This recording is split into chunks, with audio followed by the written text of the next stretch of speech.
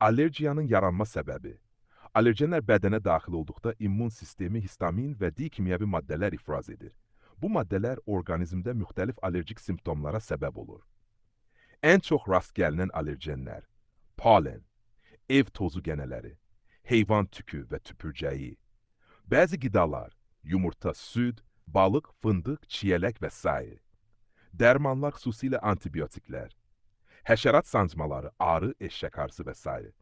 Lateks və bəzi kimyəvi maddələr, allergiyanın simptomları, burun axması, asqırma, burun tutulması, gözlərdə qızartı, qaşınma və yaşarma, dəridə səpgilər, qızartı, qaşınma, tənəffüs çətinliyi, öskürək, astma, dodaq, dil və boğazda şiş, qusma, ishal və mədə ağrıları, qida allergiyasında, anafilaktik şok, çox nadir, lakin həyati təhlükəli reaksiya. Allergiyanın müalicəsi, allergendən uzaq durmaq ən təsirli üsuldur. 2. Antihistamin dərmanlar, qaşınma, səpgilər və digər yüngül simptomlar üçün. 3. Nazal spreylər və göz damcıları, allergik rinit və göz simptomları üçün.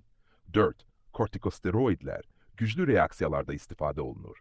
5. Allergen immunoterapiyası, orqanizmin allergenə tədricən öyrəşdirilməsi ilə aparılan müalicədir. 6. Epinefrin inyeksiyası, EpiPen, anafilaksi riski olan şəxslər üçün həyati əhəmiyyət daşıyır.